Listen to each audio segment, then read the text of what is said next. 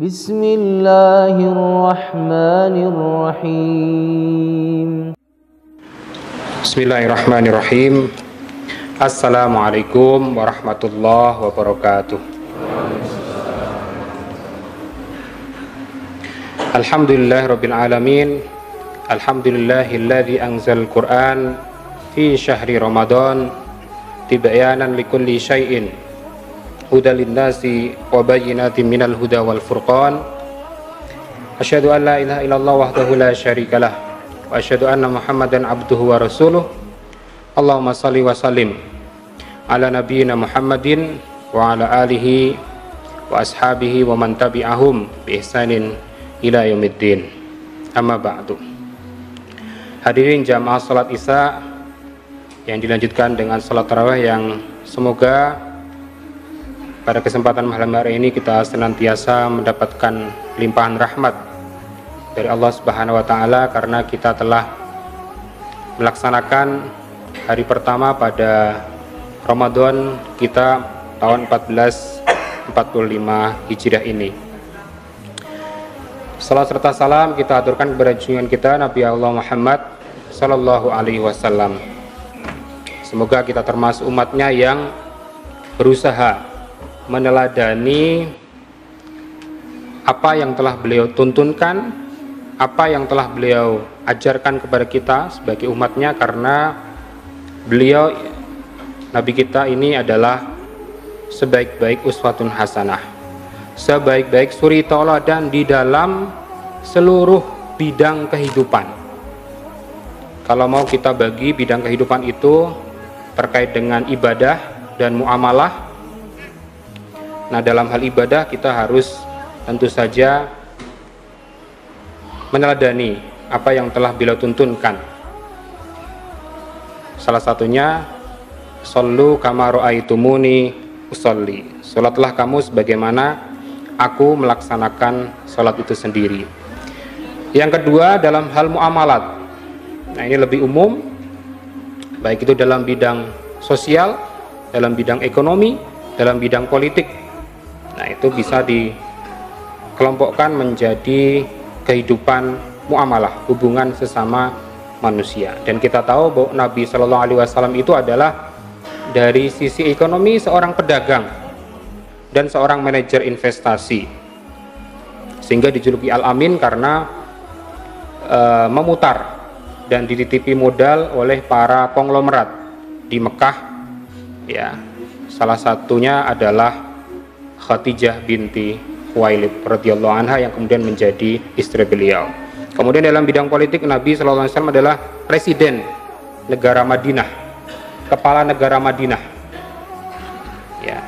Dan dalam bidang sosial tidak diragukan lagi, beliau adalah ya sebagaimana tema yang dicantumkan di hari pertama ini, yaitu Rasulullah sebagai seorang yang generous, ya, orang yang paling dermawan dan orang yang paling baik hati kepada siapapun. Ya. Dan ini tidak lain karena bimbingan dari Allah Subhanahu wa taala agar nabi ini menjadi tuntunan bagi kita umatnya itu sendiri. Karena banyak sekali dalam Al-Qur'an ayat-ayat terkait dengan sedekah, terkait dengan infak, terkait dengan memberi. Kalau bahasanya sekarang itu kita menjadi orang yang filantropis, ya, suka memberi, ya, suka berderma, gitu. Salah satunya dalam Quran surat Al-Baqarah ayat 254. Ya ayyuhalladzina amanu anfiqu mimma razaqnakum min qabli ayatiya yaumul la bai'un fihi wala khullatu wala safa'ah wal kafiruna humudz zalimun. Hai orang-orang yang beriman, infakkanlah, keluarkanlah dari harta ya, yang telah dirizkikan kepada kamu, mimma razaqnakum. Ya, para ahli tafsir menafsirkan ini mimma di sini artinya sebagian, tidak keseluruhan. Oleh karena itu yang namanya zakat itu ada nisabnya, ada ukurannya. Ya. Termasuk wakaf, ya, dan lain sebagainya itu. Sebelum sebelum datang nanti hari, ya, di hari akhir nanti, di mana yang namanya harta kita itu tidak bermanfaat, tidak bisa menebus kita, ya. Wala khullah, persahabatan atau teman yang dekat itu tidak bisa menolong kita, termasuk syafaah, pertolongan, ya, itu dari siapapun itu tidak akan bisa menolong, ya. Oleh karena itu, ya, Nabi SAW itu senantiasa memanfaatkan setiap waktu dalam hidupnya untuk senantiasa banyak berderma dan menjadi orang yang paling baik hati. Sehingga dalam hadis Nabi, dari riwayat dari sahabat Anas, ya, bin Malik, itu Nabi itu disebut sebagai ajwadan nas, orang yang paling baik, ya, suka memberi dan lain sebagainya, ya. Apalagi, ya, di bulan Ramadan, ya, ajwadun nas ma yakunu fi Ramadan, apalagi di bulan Ramadan Nabi itu tambah semangat lagi untuk bersedekah, memberi dari harta yang ada di tangan beliau. Nah, ada banyak kisah yang terkait dengan sosok Nabi SAW sebagai seorang yang sangat baik hati ini, ya. Jadi pada suatu hari ada seorang yang masih belum beragama Islam itu melihat Nabi sedang mengembala kambing. Kambingnya itu puluhan, ya. Kemudian apa? Tiba-tiba seseorang ini bertanya kepada Muhammad, apakah benar kamu Muhammad? Ya, betul, aku Muhammad, dan aku sedang mengembala kambing. Bolehkah aku meminta kambingmu semuanya? Apa yang terjadi? Oleh Nabi diberikan kambingnya semuanya, tidak ada yang tersisa, ya. Namun hikmahnya, ketika kembali kepada kaumnya kembali, ya, seorang yang diberikan seluruh kambing oleh Nabi ini kemudian bercerita kalau Nabi Muhammad itu tidak seseram yang diceritakan oleh orang-orang kafir. Sehingga apa? Lewat perantara seseorang tadi, bisa jadi seorang pemuda ini, maka satu kaumnya itu kemudian masuk Islam. Karena apa? Karena suka dengan perangai Nabi SAW yang sangat dermawan atau baik hati tersebut. Pada suatu hari juga, ya, Nabi itu didatangi oleh seseorang, dan seorang ini menceritakan kehidupannya sekarang yang sudah tidak ada harta sedikit pun di tangannya. Kemudian meminta Nabi untuk menolongnya. Tapi apa? Nabi menjawab, aku sedang tidak punya uang, aku sedang tidak punya harta. Maka kemudian apa Nabi? Ya, sudah, kamu bisa menjadikan aku sebagai kafil. Kafil itu penjamin. Kamu bisa utang kepada orang itu, dan aku jaminannya nanti akan melunasi. Maka ada salah satu sahabatnya yang menimpali, kalau tidak salah Umar bin Khattab, wahai Nabi, apakah Allah itu membebanimu sedemikian berat sampai kamu harus menanggung hutang orang yang bahkan kamu tidak kenal? Ya, sampai sedemikian itu. Dan pada suatu hari, salah satu istri beliau namanya Ummu Salamah itu merasa gelisah. Kenapa kok Nabi ini tiba-tiba pulang dari masjid secara tergesa-gesa?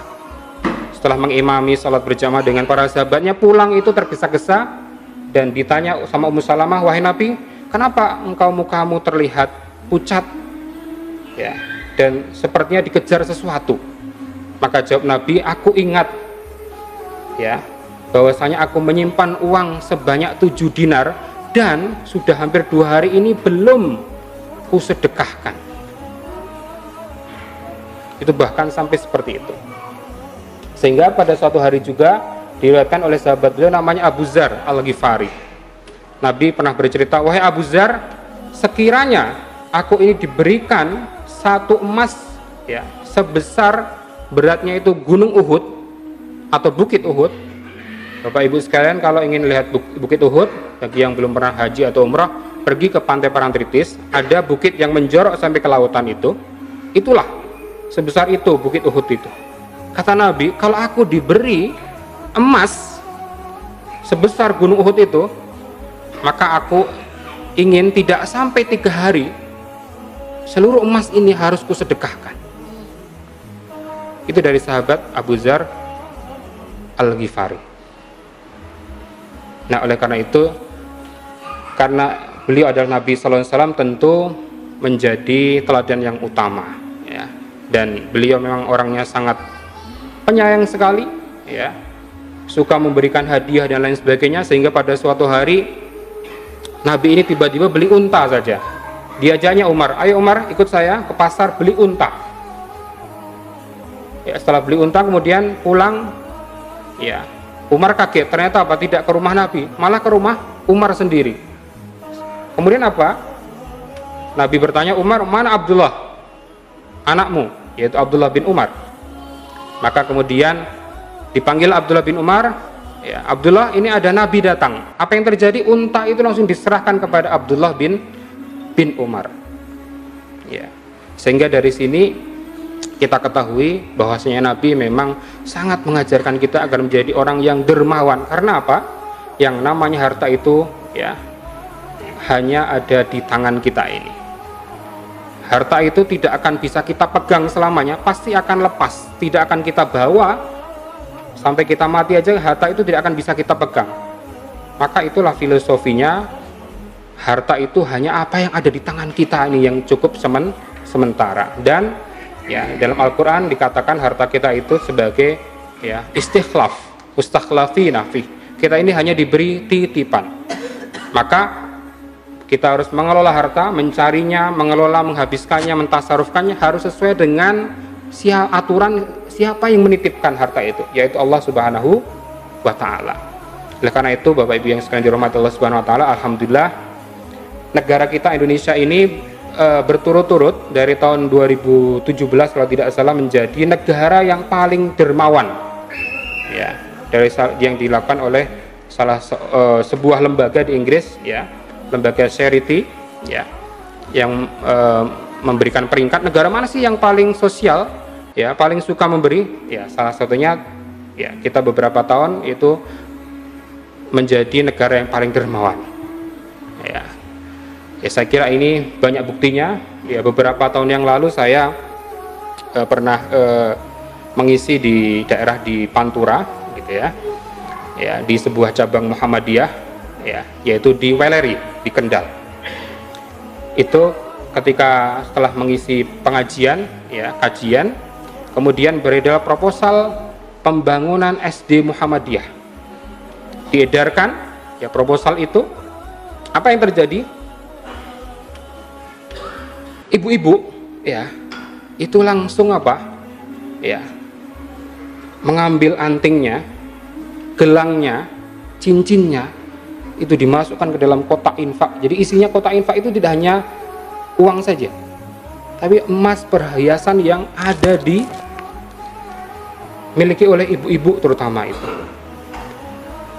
Apa yang terjadi? Saya langsung merasa terenyuh itu. Ketika pulang, saya berdialog dengan teman saya. Ini baru pertama kali saya melihat sebegitunya, gitu ya.